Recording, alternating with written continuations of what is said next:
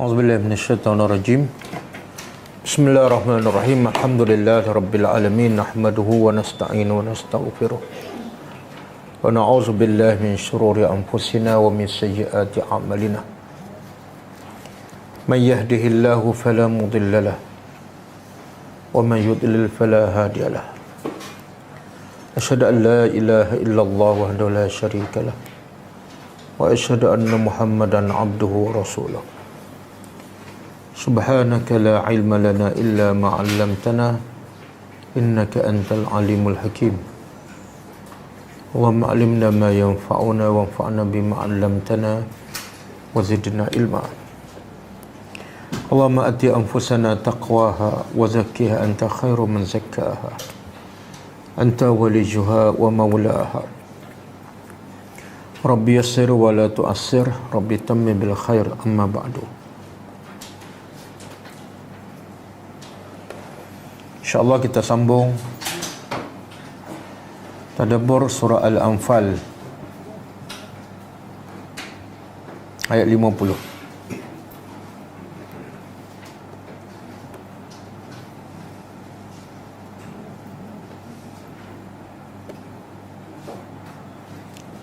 Sebelum tu kita tengok pengajaran ayat yang lepas.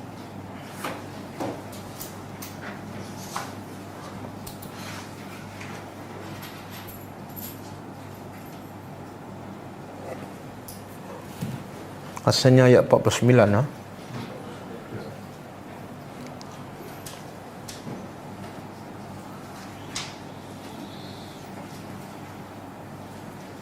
A'udzubillahi minasyaitonirrajim.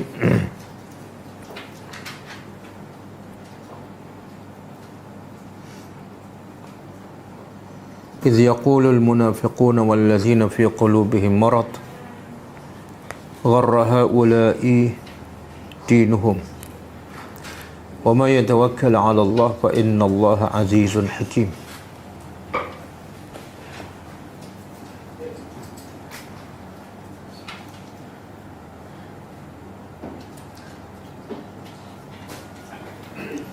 Maksudnya, ingatlah ketika mana berkata orang-orang munafik dan orang-orang yang dalam hati mereka ada penyakit. Mereka ini telah ditipu oleh agama mereka. Barang siapa yang berserah kepada Allah, maka sesungguhnya Allah Maha Azizun dan Maha Bijaksana. Pengajarannya,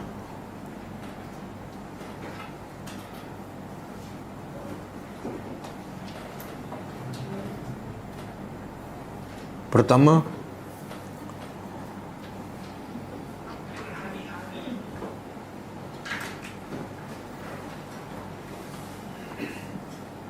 musuh yang paling jahat dan paling bahaya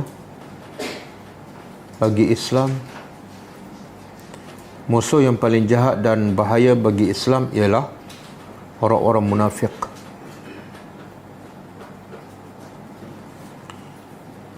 Yang menzahirkan Islam dan menyembunyikan kekufuran.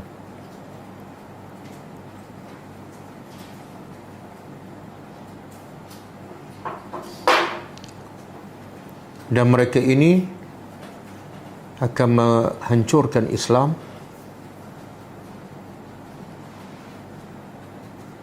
dari dalam barisan orang-orang Islam.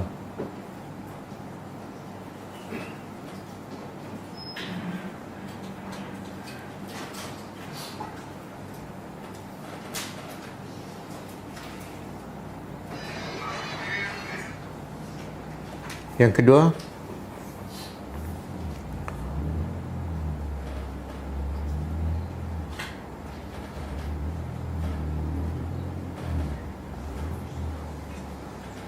hanya mereka yang ada penyakit dalam hati mereka, hanya mereka yang ada penyakit dalam hatinya sahaja yang akan menganggap agama akan menipu daya kehidupan mereka.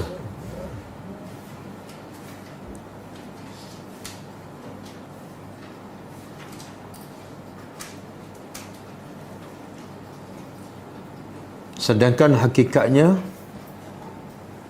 agamalah yang akan memandu manusia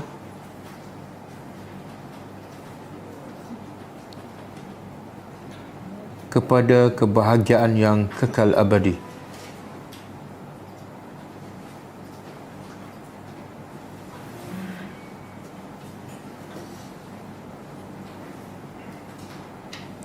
Yang ketiga,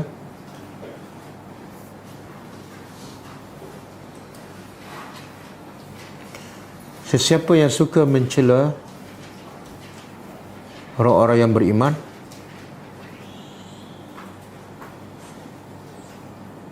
maka mereka menyerupai orang-orang munafik.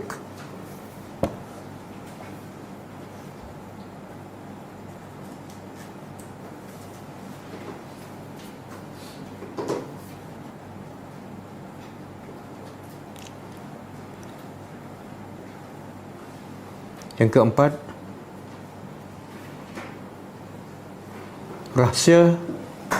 rahsia kekuatan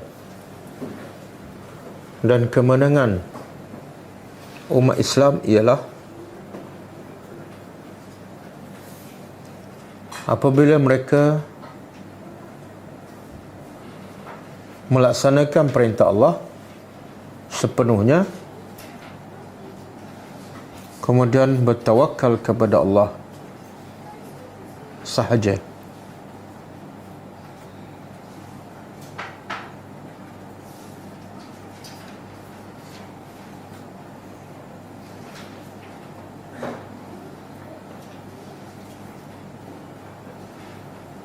Yang kelima,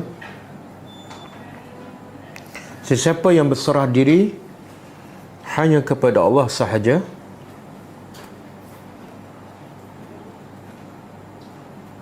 maka Allah akan mencukupinya dalam semua perkara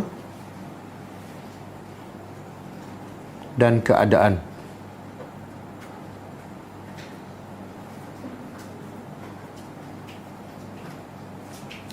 Sebaliknya, sesiapa yang berserah selain daripada Allah,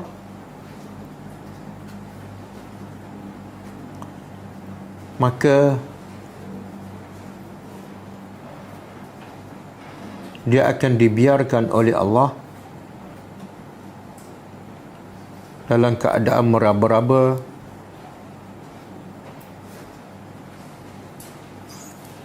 dan dalam kecelakaan.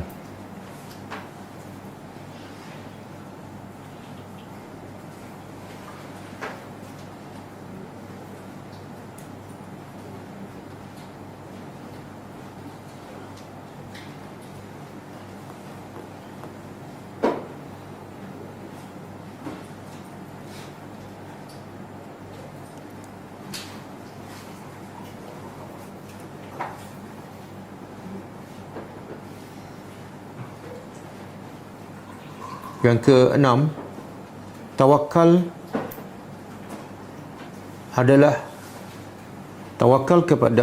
kepada Allah adalah ibadat yang paling besar dan agung.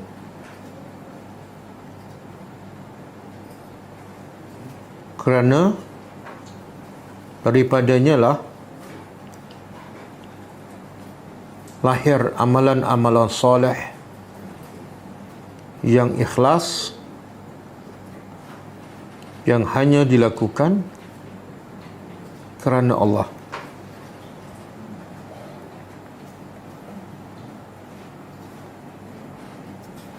Okey, cukup ha?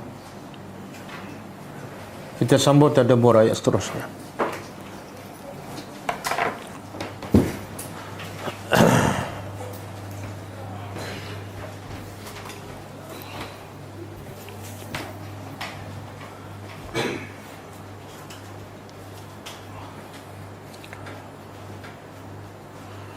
Ayat sebelum ni Allah menceritakan tentang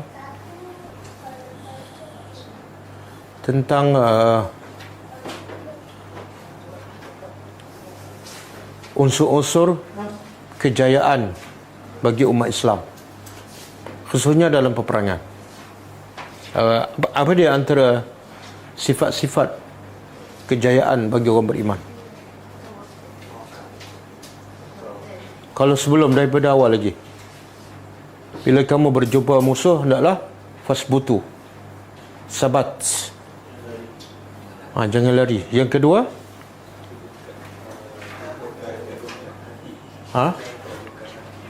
wazkurullaha katsira, zikir, ingat pada Allah banyak-banyak. Yang ketiga, taat pada Allah dan Rasul,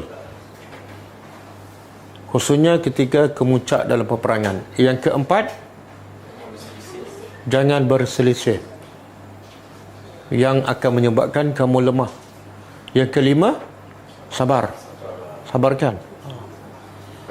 Kemudian lepas tu Allah beritahu unsur-unsur ataupun sebab-sebab kekalahan musuh. Sebab-sebab kekalahan musuh. Apa dia? Sombong. Mereka keluar daripada Mekah bataran kerana sombong. Yang kedua, riak. Okey. Dan akhirnya mereka kalah. Jadi ayat malam ni, ayat 50, Allah nak bagi tahu antara kesan mereka kalah dalam peperangan. Antara kesan mereka kalah dalam peperangan iaitu Allah timpakan azab ketika mereka nak menghadapi kematian.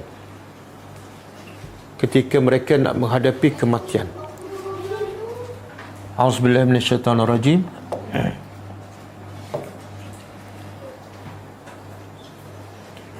Walau dan lau, jikalau, tara,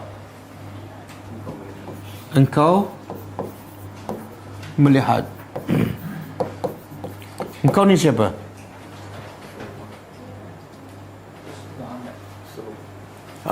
Engkau ni sebenarnya bukan Nabi Muhammad saja, tapi semua siapa saja yang membaca ayat ini,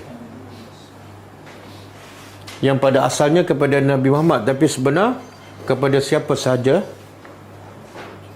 yang membaca ayat ini. Jikalau engkau melihat apa ni? Ketika mana yatawaffa,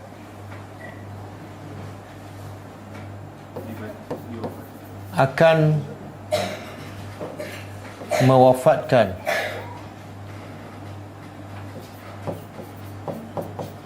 ataupun akan mematikan allazina kafaru, orang-orang kafir. Siapa ni yang akan mewafatkan ataupun yang akan mematikan orang-orang kafir? Al-malaikah. Malaikat ni jamaah para malaikat. Kalau satu apa dia? Kalau satu malaikat, malak. Okey, Allah kata, jikalau engkau Muhammad dan siapa saja melihat ketika mana malaikat mewafatkan orang-orang kafir. Bagaimana keadaan orang kafir ketika dicabut rohnya?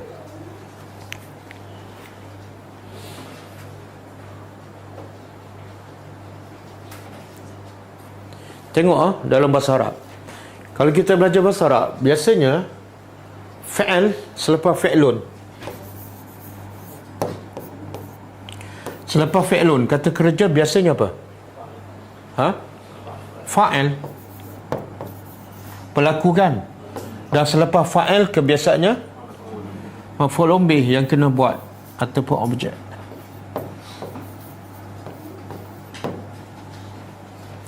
Dan kita belajar fa'al ni baris apa? Kalau fa'il mesti baris depan. Kalau maf'ul bih mesti baris atas. Okey. Sekarang fi'lunnya ialah yatawaffa. Mana fa'ilnya? Tengok yang baris depan. Fa'il kan baris depan? Ha? Al-malaikatu. Ni baris depan kan? Sini fa'il. Sini fi'lun. Allazina kafaru apa dia? Ha? Maf'ulun bih. Yang ni maf'ulun bih. Maf'ulun bih ni makna apa? Yang kena buat kan? Jadi perbuatannya mewafatkan. Siapa yang membuat? Malaikat. Siapa yang kena wafatkan? Orang kafir. Jadi fa'il duduk kat mana? Di selepas fi'lun ke di hujung? Hujung. Jadi dah terbalikkan, ayat ni terbalikkan. Maf'ulun bih dahulu, fa'il kemudian. Ada maksud. Maksudnya ialah bila Allah dahulukan maf'ulun bih, Allah nak tekankan apa? Allah nak tekankan siapa yang dimatikan, bukan siapa yang mematikan. Yang penting siapa yang nak dimatikan oleh malaikat tu. Boleh nampak? Jadi kalau Allah dahulukan orang kafir, mana Allah nak tekankan siapa sebenarnya yang akan dicabut nyawanya. Okey? Jadi ketika mana para malaikat mewafatkan orang kafir, sebenarnya yang mewafatkan manusia ni siapa? Allah. Tapi dalam ayat ni siapa? Malaikat. Jadi betul tak ayat ni? Betul lah, sebab ayat Quran kan. Tapi kita kata yang cabut nyawa manusia ialah Allah. Dalam ayat ni Allah kata malaikat.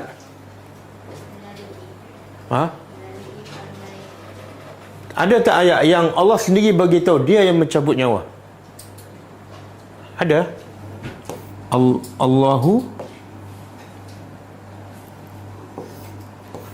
Allahu yatawaffa al-anfus. Saya tak ingat ayat berapa ni. Allah yang mewafatkan al-anfus, jiwa-jiwa. Ayat ni Allah begitu, dia sendiri yang mematikan. Dalam ayat yang kita belajar ni, malaikat kan? Malaikat pula seorang ke ramai? Yang mewafatkan orang kafir ni seorang ke ramai? Ramailah, malaikah. Tapi dalam ayat lain Allah sebut yang mencabut nyawa satu malaikat je. Surah apa tu? Surah apa? Qul yatawaffakum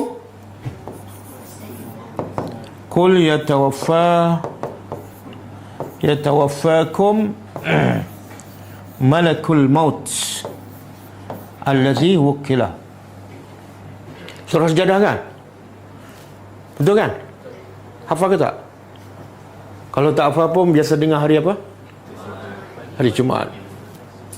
Qul, katalah, Allah kata pada Nabi, katakanlah, beritahulah, yatawaffakum, akan mewafatkan kamu malak. Sana malaikah. Faham?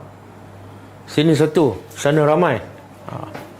Jadi ketika Allah kata yang mewafatkan Allah sendiri. Ada ketika Allah mengatakan yang mewafatkan satu malaikat. Ada ketika Allah mengatakan yang mewafatkan ialah para malaikat. Nampak macam ada bercanggah ke tak? Bercanggah ke tak? Nampak macam bercanggah, tapi sebenarnya tak bercanggah. Allah, ketika Allah menyandarkan mematikan manusia itu kepada dirinya, iaitu sebagai hak untuk mematikan manusia ialah hak Allah. Dan malaikat pun mematikan manusia berdasarkan perintah daripada Allah. Tapi bukan Allah yang terus, yang melaksanakannya ialah malaikat. Okey, yang Allah sebut satu malaikat pula, sebab ketika nyawa seseorang akan dicabut, Allah akan utuskan para malaikat yang begitu ramai. Dan orang yang nak mati itu akan melihat. Dalam hadis dia sebut para malaikat tu akan berada seluas mata memandang. Tak tahu berapa ramai. Apa kerja malaikat yang ramai itu? Mencabut nyawa kita. Habis apa pula tugas malakul maut? Ini tugas yang terakhir, last sekali. Peringkat awal dicabut oleh para malaikat yang ramai. Last sekali bila nyawa nak keluar daripada halqum, diambil oleh malakul maut. Jadi ayat ni walaupun nampak macam 3, tapi sebenarnya tidak ada percanggahan. Okey.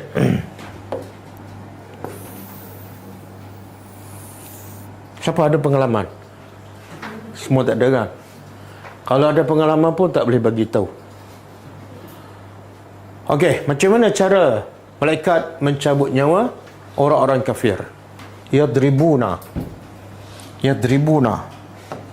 Mereka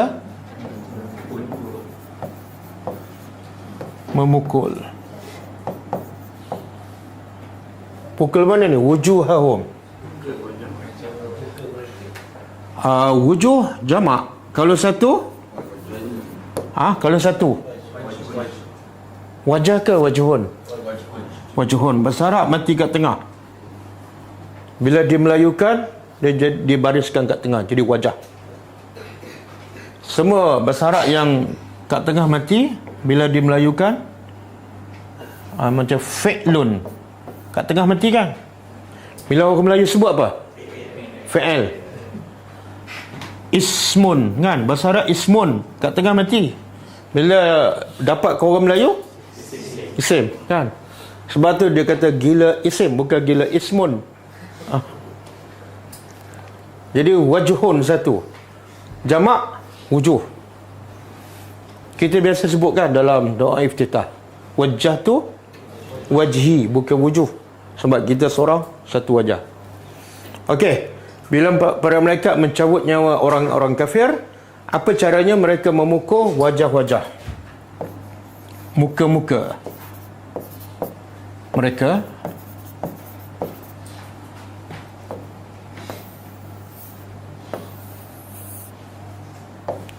Wa adbarahum, dan adbar jamak. Kalau satu, dubur. Satu dubur, jamak, pluralnya adbar. Yang mana jadi bahasa Melayu? Dubur. Adbar tak kan? Jadi kalau dimelayukan, apa makna dubur? Punggungan. Tapi dubur dalam masyarakat ialah belakang, tak mestinya punggung. Jadi malaikat pukul muka-muka orang-orang kafir, wa adbarahum, dan belakang-belakang mereka.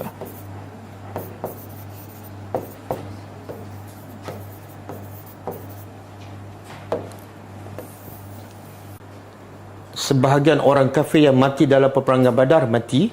Ketika itu, inilah cara malaikat mematikan mereka. Seperti Abu Jahal, Umayyah bin Khalaf, Utbah bin Syaibah, Rabi'ah bin Syaibah, kepala-kepala pembesar musyrikin Mekah yang mati dalam peperangan Badar. Bila mereka mati, inilah caranya. Mereka pukul depan dan belakang. Sebenarnya depan dan belakang ni bukan muka dan punggung. Tak, maksudnya satu badan. Depan dan belakang, semua sekali. Ada pendapat mengatakan, bila tentera kafir berdepan dengan tentera Islam pukul muka dia bila berhadap. Bila orang kafir lari, mereka pula pukul belakang. Boleh faham? Dan ada pendapat yang kedua mengatakan peristiwa ni yang mereka pukul ketika cabutnya orang kafir bukan sahaja ketika dalam peperangan Badar, tapi bila-bila masa. Inilah cara orang kafir mati. Mereka pukul dengan apa ni? Disebut dalam hadis, dipukul seperti cemeti daripada api neraka masa nak mati tu. Ini dipanggil azab sebelum azab. Azab sebelum azab. Cuba buka surah Al-An'am ayat 93.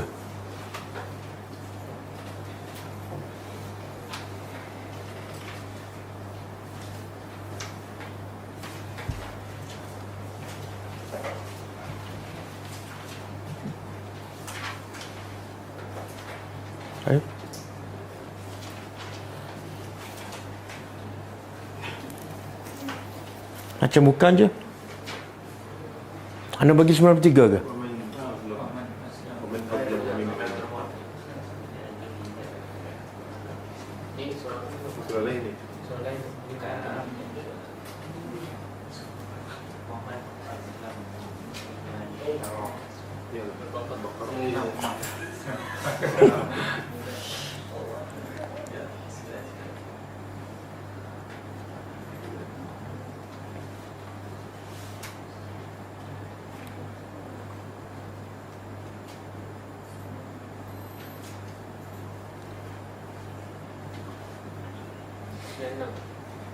Okey.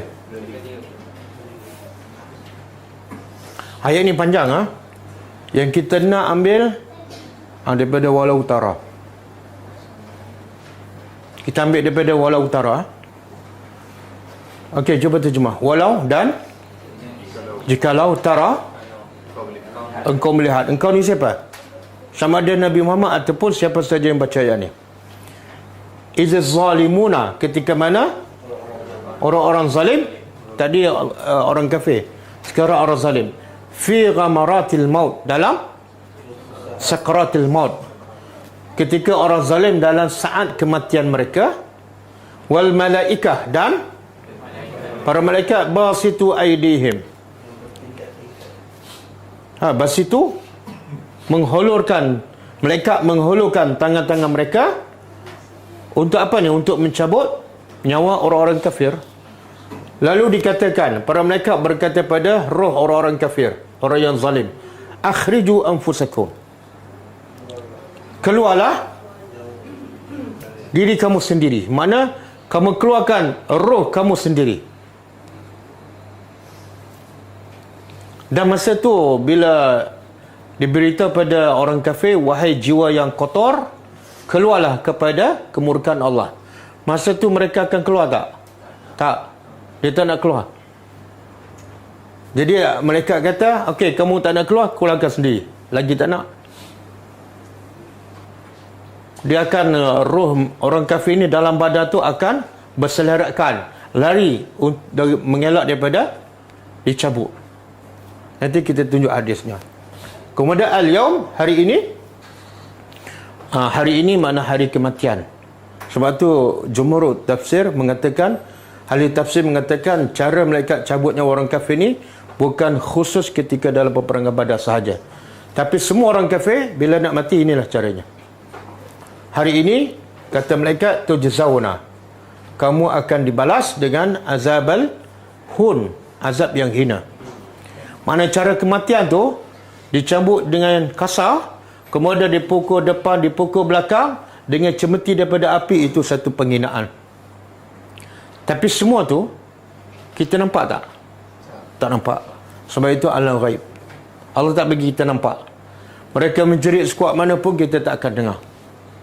Kalau Allah bagi nampak, apa jadi? Tinggal mayat tu seorang je, menggelupur kan? Hari ini dibalas kepada kamu azab yang hina bima kuntum taquluna, disebabkan apa yang kamu kata kepada Allah tanpa hak. Jadi punca kamu dapat azab ni ialah sebab kamu menipu, kamu zalim, dan kamu mengatakan kepada Allah yang tidak ada hujah, tidak ada ilmu. Dan puncanya juga wa kuntum adalah kamu terhadap ayat Allah tastakbirun, sombong. Itulah jenayah mereka. Bukan curi duit rakyat, hanya sombong dengan ayat Allah je. Ini jenayah paling besar ni. Jangan sombong dengan ayat Allah. Okey, kita tengok hadis. Hadis yang Nabi sebut detail, lebih detail lagi tentang bagaimana roh orang-orang kafir dicabut.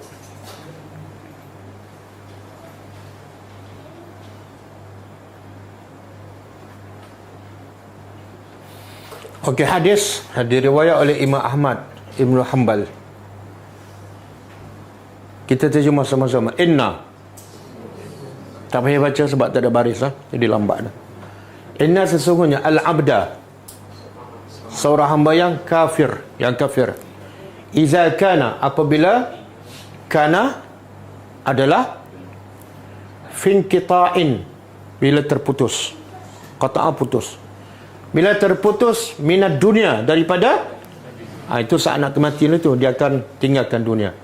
Wa iqbalin minal akhirah, dan bila terputus daripada dunia dia sedang menghadap ke akhirat. Yakni, iaitu apa maksud tu? Terputus daripada dunia dan menghadap ke akhirat, iaitu indal ihtidar, ketika saat kematian. Ihtidar, saat kematian. Apa berlaku?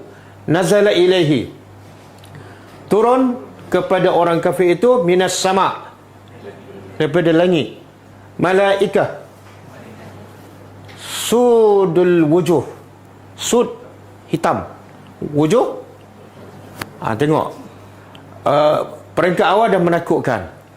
Turun daripada langit malaikat yang ramai dan wajahnya semua hitam. Ma'ahum al-masuh, bersama malaikat itu ada satu kain yang dikira macam kain kafan untuk letak apa ni? Roh. Kalau jasad diletak dalam kain kafan, tapi kalau roh diletak kain kafan yang dibawa oleh malaikat, dan kain kafan tu daripada api neraka. Fayajlisuna, lalu yajlisuna, mereka ramai duduk. Siapa ni? Malaikat. Minhu, dekat dengannya, muddal basar, muddah sejauh mata memandang. Makna apa tu? Ramai. Makna siapa yang nampak ni? Orang yang nak mati tu, dia nampak malaikat begitu ramai, sejauh lagi dia boleh nampak, di situlah ada malaikat. Kemudian sama yaji'u, kemudian yaji'u datang, ja'a fi'il madhi, yaji'u fi'il mudhari'.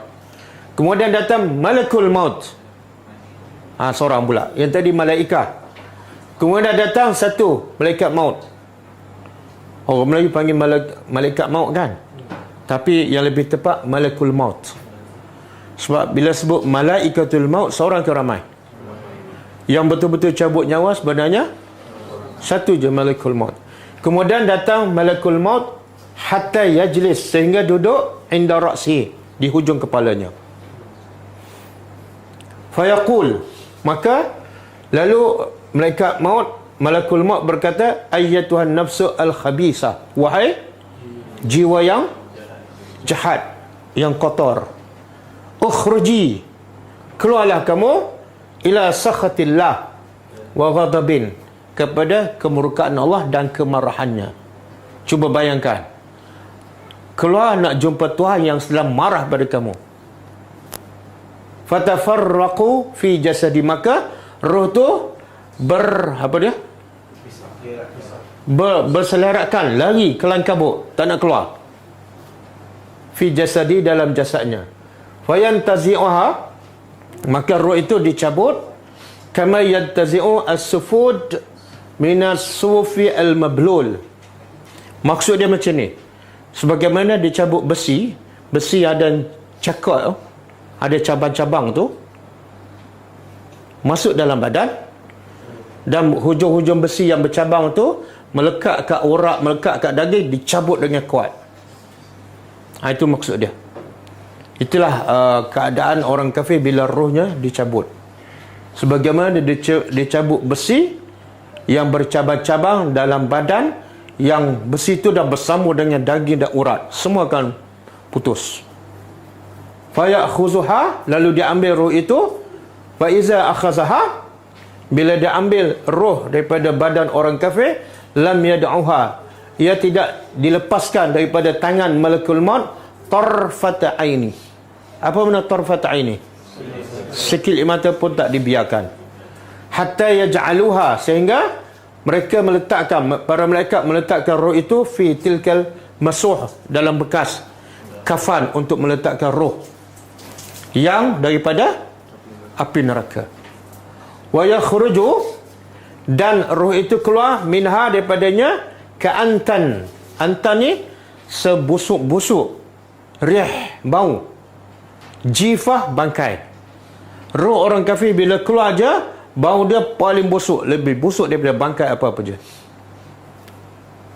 Wujidat ala wajil ard, mana-mana bangkai yang busuk di atas muka bumi, roh orang kafir paling busuk.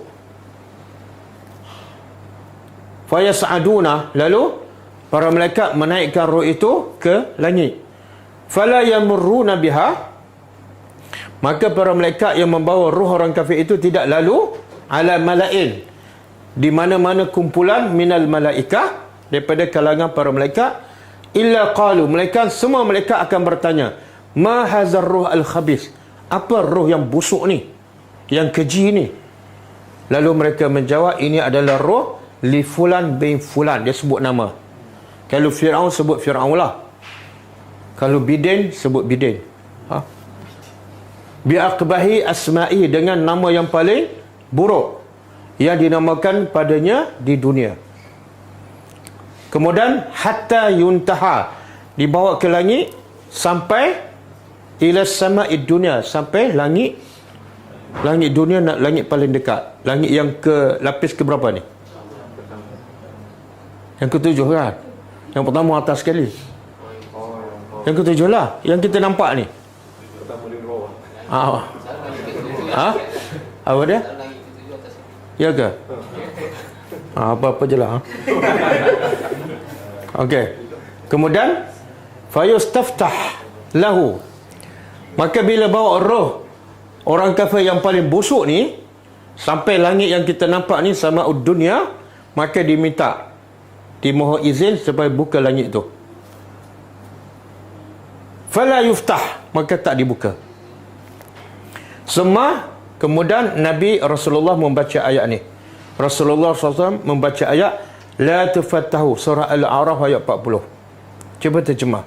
La tufattahu, tidak akan dibuka lahum, untuk mereka ni, iaitu roh-roh orang kafir, abwabus sama, semua pintu-pintu langit tak akan dibuka untuk mereka. Berbeza dengan roh orang beriman, setiap pintu dibuka sampai langit ke atas sekali.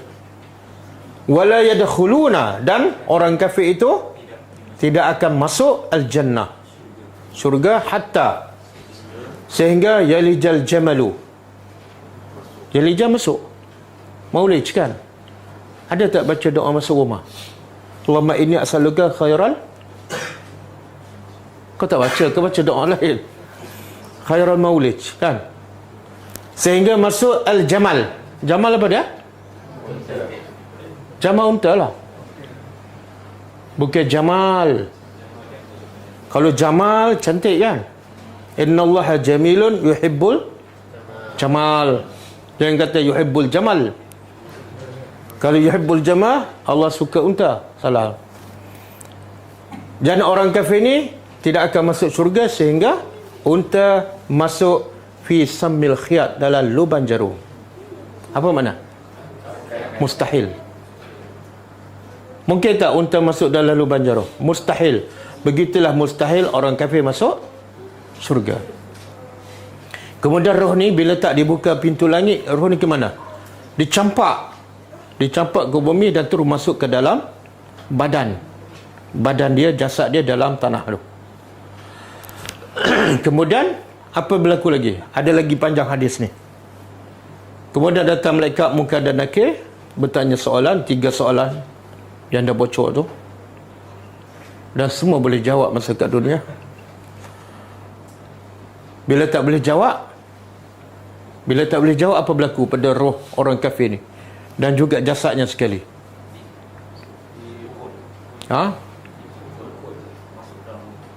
Pertama dihamparkan lubang kubur tu menjadi daripada neraka.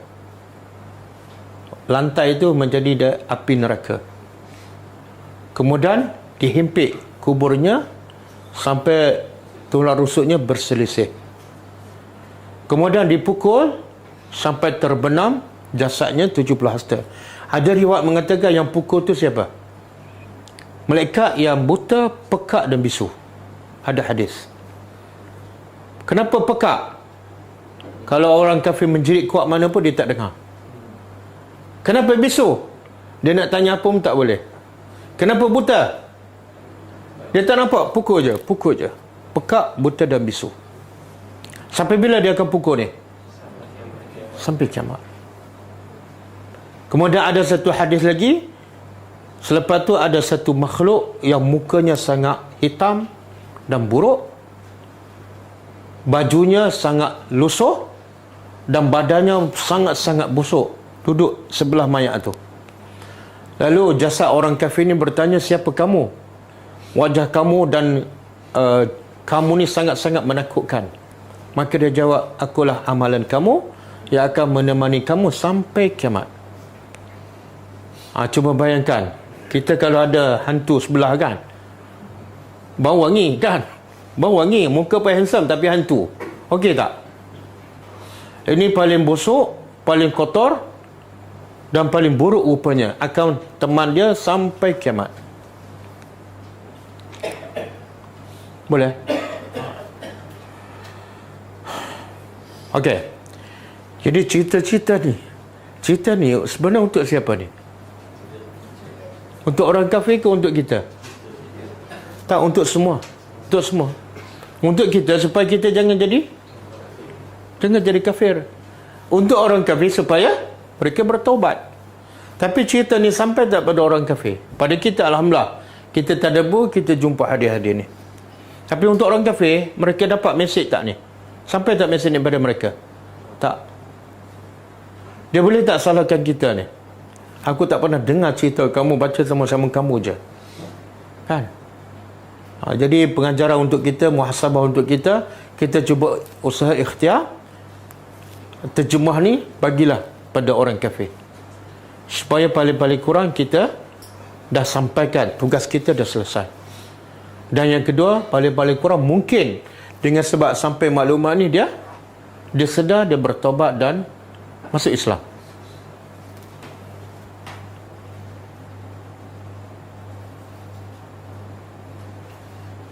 Okey, balik pada ayat ni.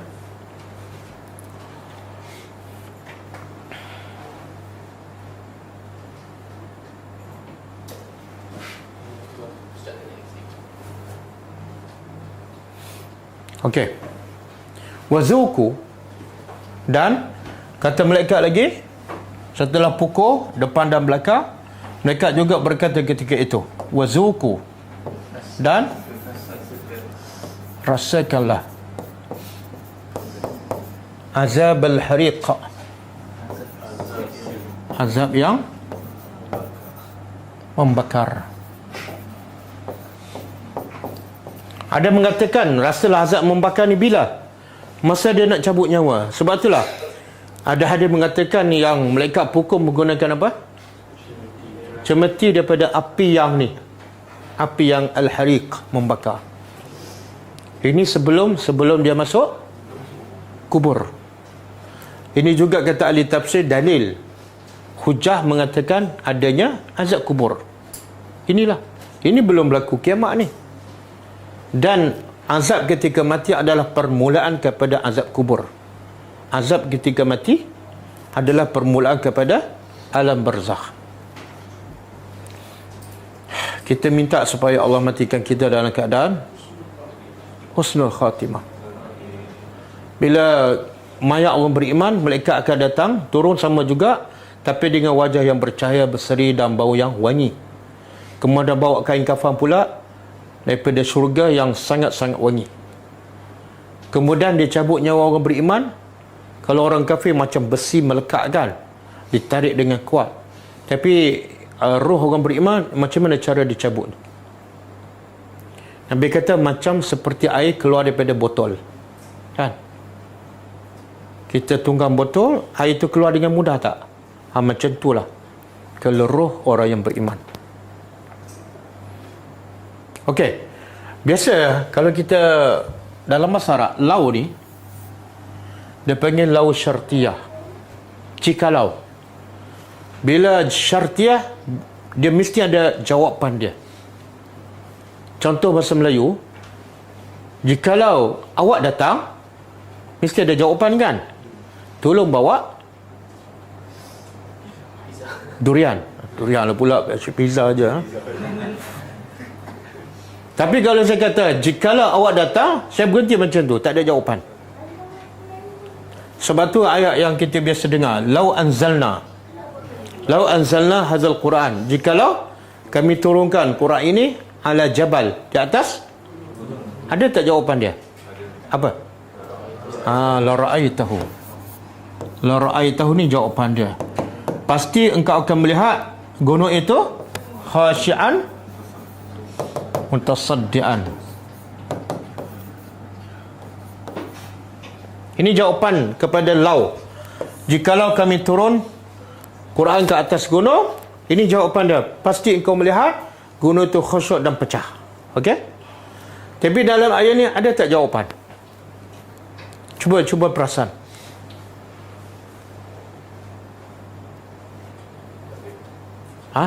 Tak ada kan? Tak ada. Betul. Jikalau engkau melihat ketika mana malaikat mencabut nyawa orang-orang kafir, mereka memukul wajah dan belakangnya. Tak ada jawapan. Jawapannya dipanggil dalam bahasa Arab mahzuf, dibuang. Ada bila dibuang tu, bila orang boleh faham. Siapa yang boleh faham ni? Orang Arab lah, orang Melayu tak akan faham. Faham tak? Orang Arab dia faham ni. Cuba bayangkan, jikalau engkau melihat ketika orang malaikat mencabut nyawa orang kafir, mereka akan pukul depan dan belakang. Engkau akan melihat apa gambarannya? Itu jawapannya. Suasana yang sangat-sangat menakutkan, mengerikan. Sebab tu Allah tak bagi tunjuk. Jawapannya mahzur, dibuang. Jadi kalau siapa saja tengok bagaimana orang kafir dicabut nyawanya, mungkin boleh mati, boleh pengsan. Sangat-sangat mengerikan.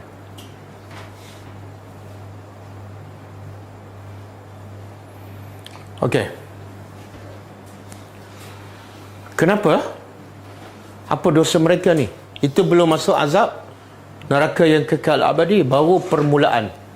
Apa salah mereka? Zalika, demikian itu mereka dicabut nyawa sekian begitu, bima, abah ni bahasa babiah, disebabkan apa yang telah qaddamat, dilakukan oleh aidikum, tangan-tangan kamu. Makna sebab orang kafir diazab bermula daripada saat kematian lagi. Apa punca? Apa maksud ni? Iaitu dosa. Kenapa Allah sebut dosa itu dilakukan oleh tangan? Ada tak dosa dilakukan oleh kaki? Dilakukan oleh mata, mulut kan, telinga? Hari ni ramai tak orang buat dosa bila dengar satu berita kan. Berita apa hari ni?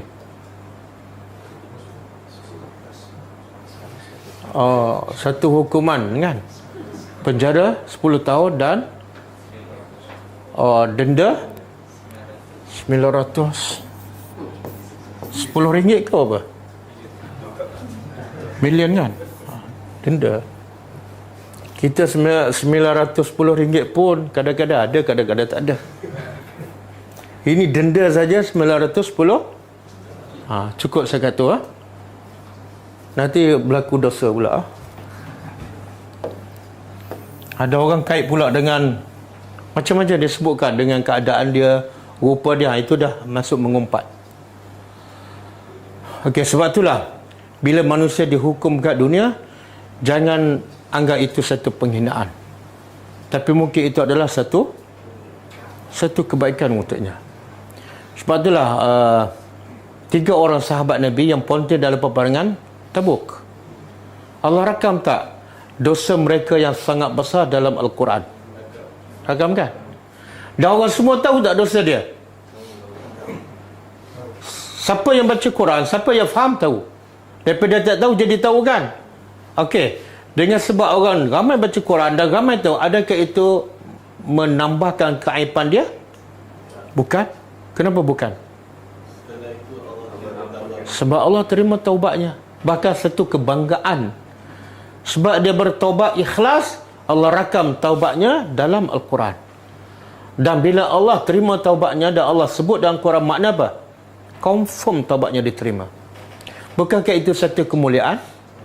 Kan? Kita tak buat dosa besar macam dia, tapi taubat kita tak ada jaminan diterima. Betul kan? Jadi sebab tu bila orang buat kesalahan kemudian dia jatuh hukuman, mungkin itu adalah terbaik untuk dia, mungkin penyebab untuk dia menjadi lebih baik daripada sebelum. Okey, dengan sebab dosa dilakukan oleh tangan-tangan kamu. Jadi disebut tangan di sini sebab apa? Sebab kebiasaan dosa dilakukan oleh tangan. Betul kan? Contoh apa dia? Nak mencuri, kan? Nak scam. Scammer pakai tangan kan? Kau kaki. Ha? Nak check, sign check kan? Ha? Kebanyakan tangan. Sebab tu Allah cela Abu Lahab. Allah cela Abu Lahab. Allah cela kaki ke tangan? Apa dia ayat tu? Tabbat yada. Celakalah dua tangan. Allah kata dua tangan Abu Lahab celaka. Adakah kaki dia okey? Tak, baca ayat selepas dia. Tabbat yada Abi Lahab wa tabba. Kan? Betul kan? Tabbat yada Abi Lahab wa tab. Celakalah dua tangan Abu Lahab dan celakalah dia. Itu semua sekali. Dan di sini juga Allah nak bagi tahu semua dosa ataupun semua azab, semua musibah yang menimpa manusia berpunca daripada apa? Dosa-dosa manusia. Cuba buka surah Ar-Rum ayat 41.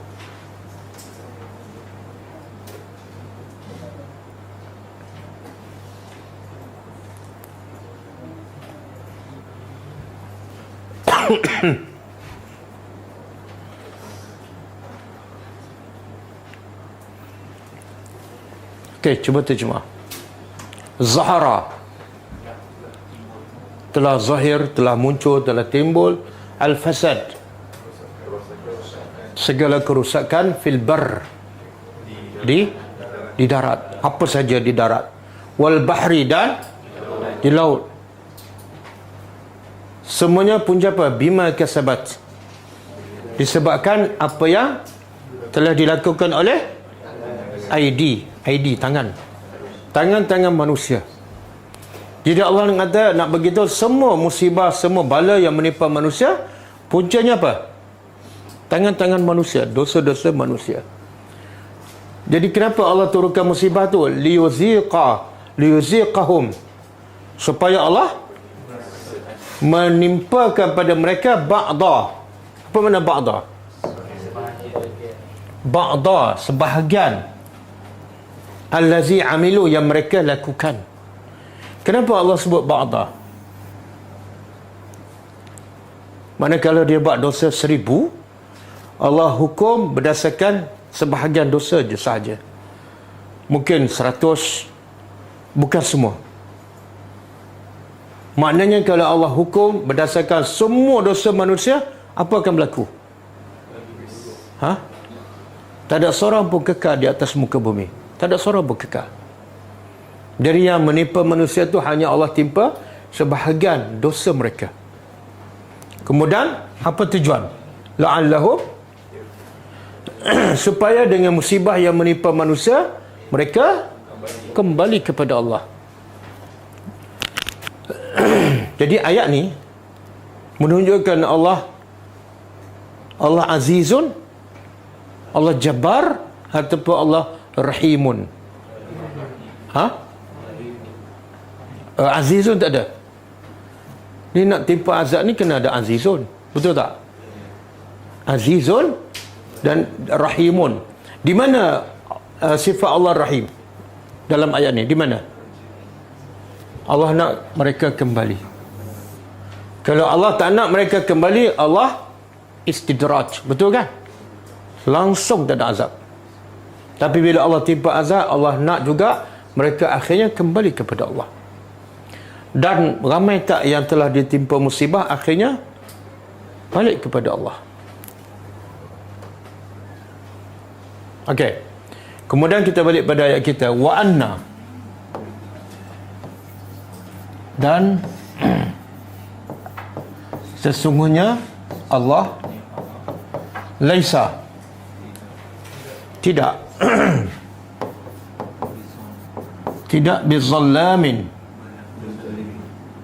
menzalimi hamba. Apa saja azab musibah yang menimpa manusia, tidak ada sedikit pun unsur kezaliman daripada Allah. Bahkan ada satu hadis kurusikan, Allah kata apa? Inni haramtu az-zulma ala nafsi, aku telah mengharamkan kezaliman ke atas diriku. Mustahil Allah berlaku zalim. Tapi ada orang kata, ada orang kufur, dia beriman, lepas tu dia kufur satu hari je ataupun setengah jam je, lepas tu dia mati, maka Allah azab berapa lama? Kenapa tak azab setengah jam je? Kan dia kufur setengah jam je. Apa dia? Yalah, dia kufur baru setengah jam. 55 tahun dia okey. Apa dia? Kira di hujung. Tapi hujung pun setengah jam je.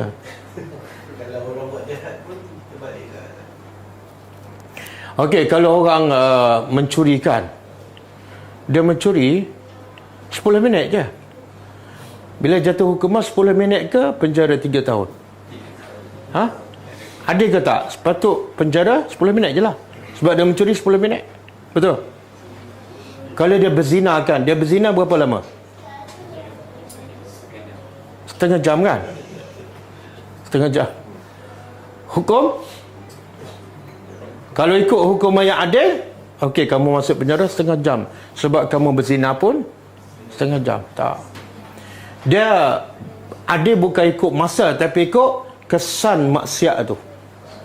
Kesan dosa syirik tu terlalu besar. Jadi tak cukup setengah jam. Kena selama-lamanya. Jadi Allah kata, apa sahaja musibah menimpa, Allah tidak pernah zalim kepada hamba-Nya. Habis dah? Habis?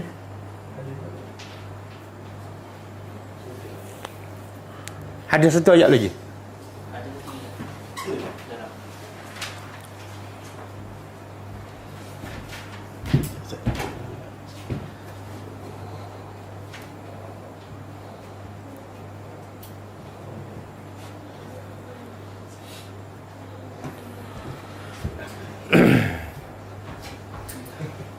Okey. Kemudian ayat seterusnya Allah kata apa? Kadabi. Ka seperti. Kaf satu huruf tu makna dia seperti. Ada dalam ayat lain kaf bermakna seperti. Allah jadikan mereka seperti daun-daun yang dimakan. Cuba baca ayat tu.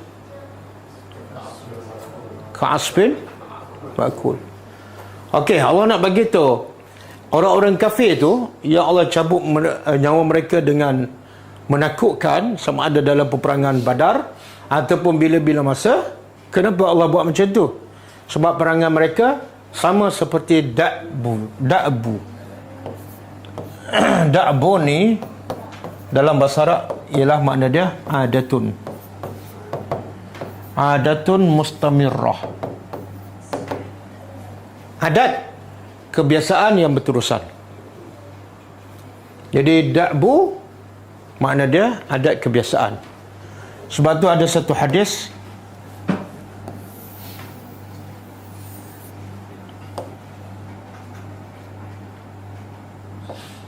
alaikum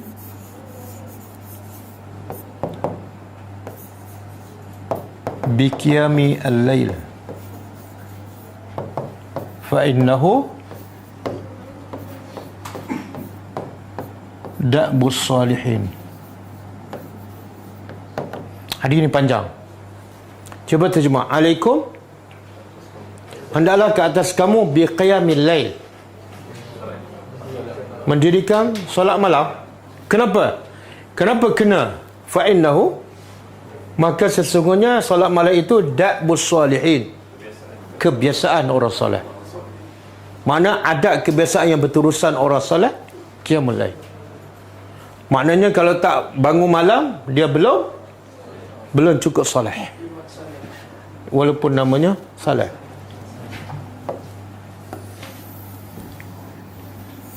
Okey.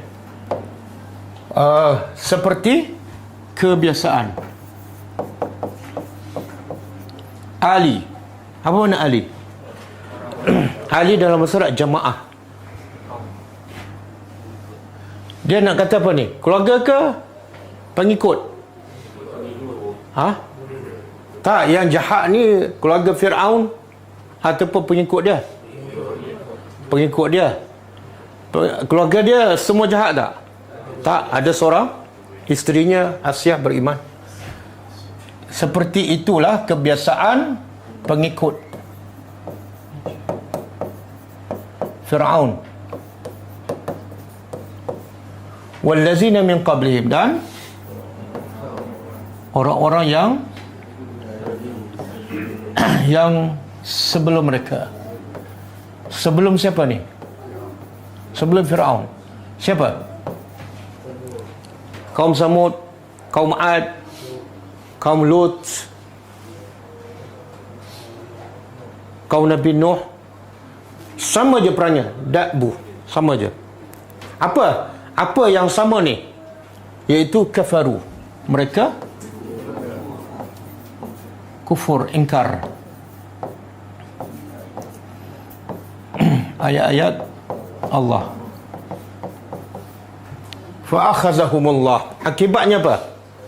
Semua sunnatullah, ketetapan Allah. Bila kufur ayat Allah, tak kira siapa, maka akhirnya fa'akhazahumullah. Lalu Allah menimpa mereka.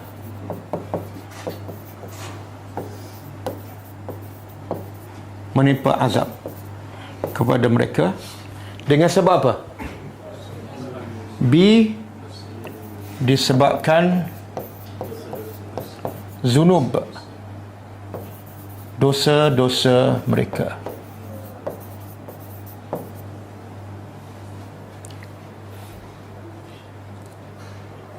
Jadi musibah yang paling besar apa dia? Dosa. Dan dosa pula yang paling besar, syirik ataupun kufur dengan ayat Allah. Kemudian Allah beritahu, Allah berkuasa tak nak menghapus, nak membinasa semua kaum-kaum dahulu yang hebat. Kaum Samud, kaum Ad hebat tak? Kuat tak? Allah berkuasa tak? Allah kata, innallah, sesungguhnya Allah qawiyun. Allah sifatkan dirinya maha kuat dan syadidul iqab, sangat keras iqab, siksaan atau pembalasan. Iqab ni akibuz zambi, selepas zambi ada iqab, iaitu balasan. Jadi Allah mampu nak binasakan semua kaum daripada mula Nabi Adam sampai kiamat yang menentang Allah, walaupun ada kerajaan yang kuat. Allah berkuasa tak? Ya, Allah jawab, Allah qawiyun syadidul iqab. Ada tak satu kaum, satu bangsa yang kufur kepada Allah sebelum zaman Nabi Muhammad tapi terlepas selamat? Ada tak? Tak ada. Semua dibinasakan oleh Allah. Ada yang dibinasakan dengan angin, ada yang dibinasakan dengan bunyi, ada yang dibinasakan dengan air, Nabi Nuh, Fir'aun. Ada yang dibinasakan dengan Allah terbalikkan bumi, seperti kaum Nabi Nuh, Allah terbalikkan bumi. Manusia tak boleh buat, tapi Allah berkuasa. Okey, habis lah.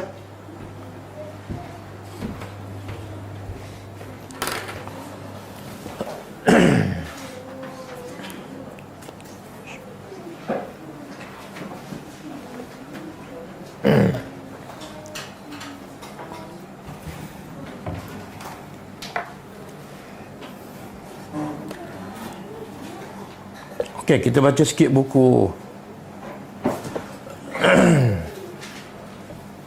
Sebelum tu saya nak umumkan, sebelum ni kita ada jual OTG untuk rakaman tadabbur Al-Quran berdasarkan juzuk. Boleh cucuk kat telefon bila-bila masa di mana-mana saja tanpa perlu pada internet. Cucuk kat sini je. Dan sebelum ni kita dah jual yang juzuk 1, juzuk 29 dan juzuk 30. Yang terbaru kita dah buat, dah siap juzuk 2 dan juzuk 3. Juzuk 2 dan juzuk 3. Nak musafir ke mana-mana, nak pergi kerja, setiap hari boleh dengar je. Yang iPhone harga dia mahal sikit 200, tapi ada satu juzuk lah. Satu juzuk ni lebih kurang 50 rakaman, 50 lebih rakaman tadabbur, 50 kelas. Yang Type C ada dua jenis, harga dia 150. Ini pelaburan. Kalau kita dah habis dengar, kita boleh sebarkan kepada orang lain sebagai dakwah kita. Okey, kita baca sikit buku ni. 62 amalan pembuka pintu syurga.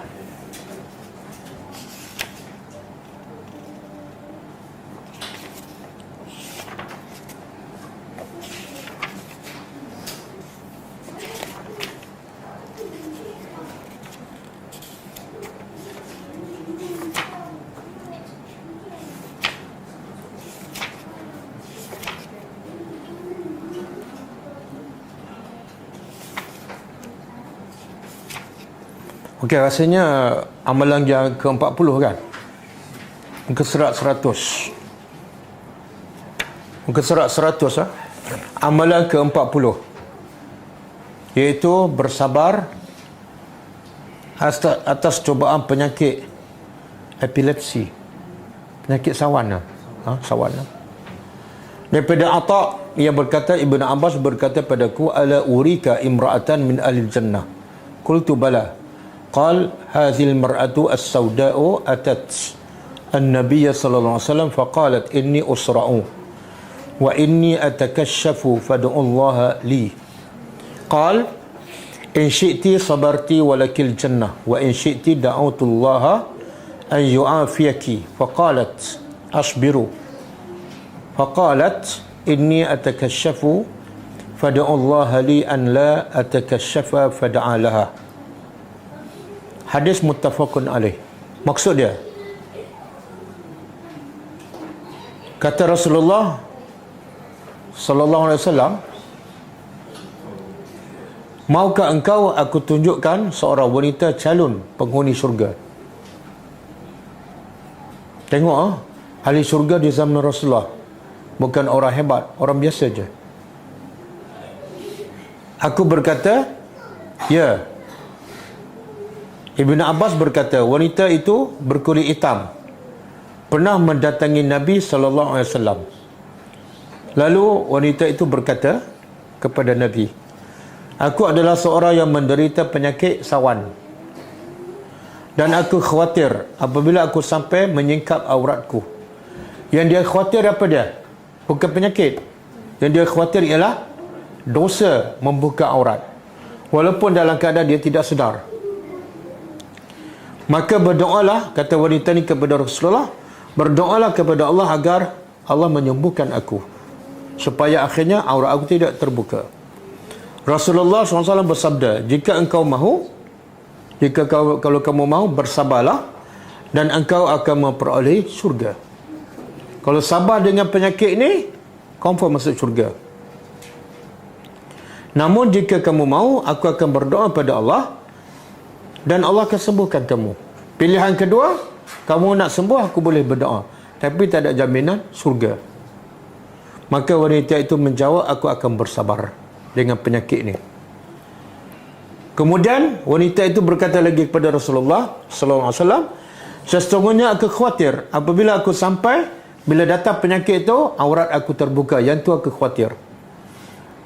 Maka boleh tak berdoa supaya ketika datang penyakit tu, Allah tidak bukakan auratku ataupun aurat aku tidak terbuka. Maka Nabi pun berdoa dan Allah makbulkan. Bila datang penyakit tu, aurat wanita terpelihara. Okey. Apa pengajaran daripada kisah ni? Dia penyakit sawan ni, bila ada kekal bersama dia, cerah tak masa depan? Ada siapa nak masuk meminang dia? Ada siapa nak jadikan dia menentu? Jadi kalau biasanya gelaplah masa depan, betul tak? Bayangkan anak kita sawan, masa depan dia kat dunia boleh kata gelap. Tapi kenapa wanita ni pilih untuk kekal dengan penyakit sawan? Walaupun dia tahu masa depan dia kat dunia, dia tak akan berkahwin dengan sesiapa dan tak ada siapa pun nak kepada dia. Kenapa dia pilih untuk kekal dengan penyakit ni? Yalah, kalau dia hilang penyakit ni, ada kemungkinan juga tak untuk masuk syurga? Ada kan? Kenapa dia tak pilih yang tu? Dua dapat. Dunia dapat, syurga pun dapat. Oh, tak ada jaminan. Jadi kau faham. Tapi gelap masa depan. Kita sedap cakap kan. Tapi kalau anak kita sawan, kita berubah ke? Kita cakap, sabar nak, bagi kamu syurga. Cakap tak? Ataupun kita sendiri, kalau orang cakap pada kita, sabar, ingat tak kisah wanita hitam tu? Susah kan? Susah. Cakap mudah. Ini kelebihan, kehebatan siapa ni? Kehebatan Nabi mendidik para sahabat. Bila Nabi sebut syurga, lupa habis dunia. Nikmat hidup dunia, nikmat berkahwin, semua lupa. Kenapa? Sebab seronok macam mana dunia pun sekejap je, sementara. Lepas ni mati, lepas ni tinggal. Tapi apa faedah? Hidup seronok kat dunia, tak ada jaminan syurga. Lebih baik sabar sekejap, walaupun susah, gelap masa depan, sekejap je. Lepas ni, confirm masuk syurga, kekal abadi. Ada tak suami bila masuk syurga? Ada lagi penyakit sawan, kulit hitam pun menjadi putih. Itu kekuatan akidah tu, yang biasanya kita tewas. Kita tak payah penyakit, kadang-kadang dengan tawaran sikit pun kita dah tewas. Kadang-kadang penyakit sikit je, pening kepala, terus berubat kan? Betul tak? Sabar. Sebab sabar tu pahala tidak ada batas. Tengok-tengok dah sampai klinik dah. Okey. Satu lagi saya nak baca ni, khususnya untuk isteri-isteri. Ketaatan seorang isteri kepada suami. Kuat sikit. Tapi suami nak suruh isteri taat, suami pun kena jadi suami yang soleh lah kan. Daripada Abu Hurairah radhiyallahu anhu, ia berkata bahawasanya Rasulullah SAW bersabda, "Iza sallatil mar'atu khamsaha wa samat syahraha wa hassanat farjaha wa ata'at ba'laha dakhalat min ayyi abwabil jannah sya'at." Hadis sahih riwayat Ibn Hibban. Maksudnya, apabila seorang wanita mendirikan salat 5 waktu, berpuasa di bulan Ramadan, maknanya solat 5 waktu. Nabi tak sebut solat sunat, solat 5 waktu sahaja.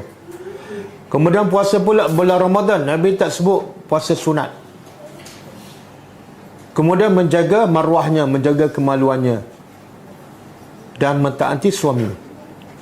Maka kata Nabi, nescaya ia akan dapat masuk syurga daripada mana pintu-pintu syurga yang dia suka, ikut pilihan dia.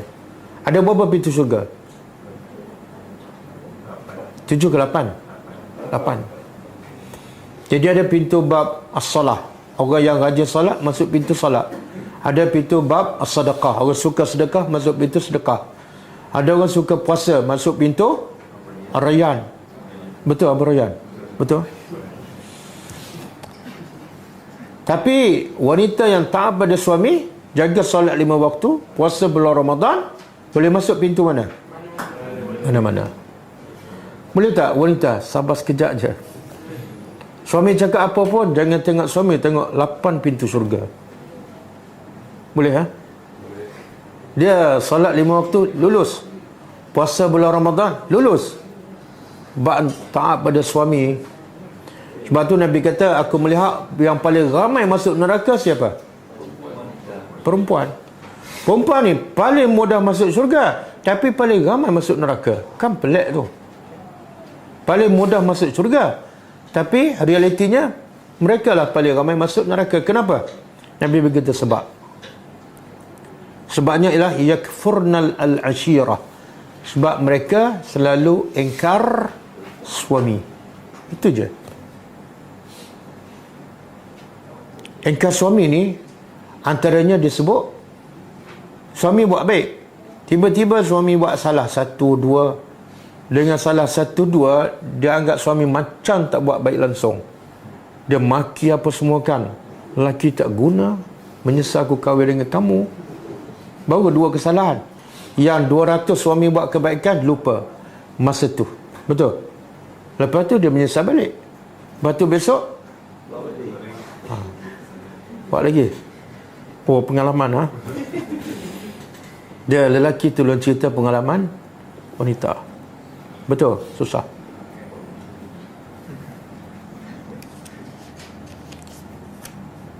Cukup dulu ha? Kalau boleh praktiskan tu, okey lah tu. Yang pesan saya nak pesan ni pasal buka aurat ni, sebab ramai sangat kan. Ambil pengajaran daripada kisah wanita hitam ni. Penyakit baginya bukan masalah. Penyakit bukan masalah. Penyakit bukan dosa. Yang dosa apa dia? Buka aurat tu. Tapi berapa ramai yang sanggup buka aurat demi untuk sihat? Dah terbaliklah. Kan? Berapa ramai yang buka aurat demi untuk sihat? Jadi wanita ni dalam keadaan tak sedar pun takut buka aurat. Kamu dalam keadaan sedar berani buka aurat. Keberanian kamu luar biasa. Kan? Okey, cukup dulu. Kita jumpa lagi insya-Allah pagi besok pukul 10 pagi dan malam besok insya-Allah ada kelas. Okey, kita tutup dengan membaca tasbih kafarah. Subhanakallahumma wa bihamdika asyhadu an la ilaha illa anta astaghfiruka wa atubu ilaik. Assalamualaikum warahmatullahi wabarakatuh. Kitab Allah tarqa jinanahu wa tanal 'azim.